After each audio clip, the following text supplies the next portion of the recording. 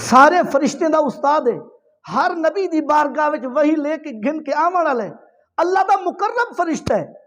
فرشتے دے وچوں جو مقام جبریل امین علیہ السلام دا ہے کہیں فرشتے دا کہہ نہیں۔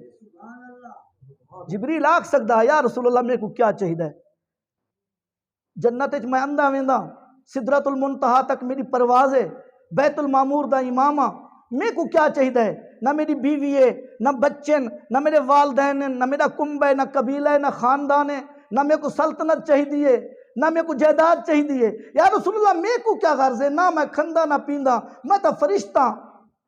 لیکن نہ جبریل امین علیہ السلام اتنا اے نہیں آکھیا کہ میرے کو ضرورت کہنی صحیح، بلکہ عرض کیتی نے یا رسول اللہ جنہاں اللہ دی بارگاہ وچ پہنچو میری ایک عرض رب دی بارگاہ وچ منواتے ہوا ہے۔ کیا عرض ہے؟ عرض کیتی یا رسول اللہ عرض اے ہے کہ اللہ کنو اے منوا کے ہوا ہے کہ جنہاں تاری امت پل سرات تو ٹپن پوے، جبریل امین کو اجازت لو او پل تے اپنے پر بچھاوے تو تاری امت گزر ہوئی۔ اتنے ذرا میں رکتے ہیں گال عرض کرنا چاہنا، جبریل امین علیہ السلام کو کیا فائدہ ہے پل تے پر بچھاون دا؟ گزر سی تو امت آسانی تو سارے واسطے ہے، بلکہ اعلیٰ حضرت رحمت اللہ علیہ دا ایک مصرع ہے کہ جبریل پر بچھائیں تو پر کو خبر نہ ہو، کیوں کہ رب سلم دی صدا حضور دی اندھی پی ہو سی ول امتے واسطے پل اوکھی تھی سی۔ اچھا جبریل کو کیا فائدہ ہے ول؟ فرمایا جبریل کو فائدہ ہے، وہ کیا ہے؟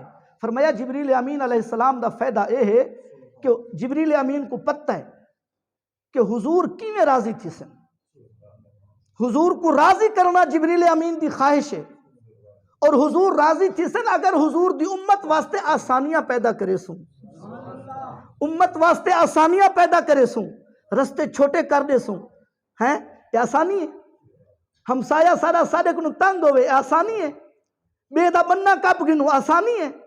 فرمایا امت واسطے پریشانیاں نہ بڑھاؤ، امت واسطے آسانیاں پیدا کرو، کیوں؟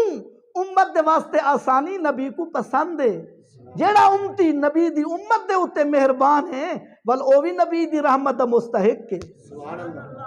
جبریل امین علیہ السلام جان دین اگر حضور دی امت دی خدمت کرے ساں سرکار خوش تھی پوسن، اگر حضور خوش تھی پہ رب خوش تھی پوسی، اور رب کو خوش کرنا تا رب جبریل دی بھی خواہش ہے، جبریل دی بھی خواہش ہے۔ آخر دے وچ فقط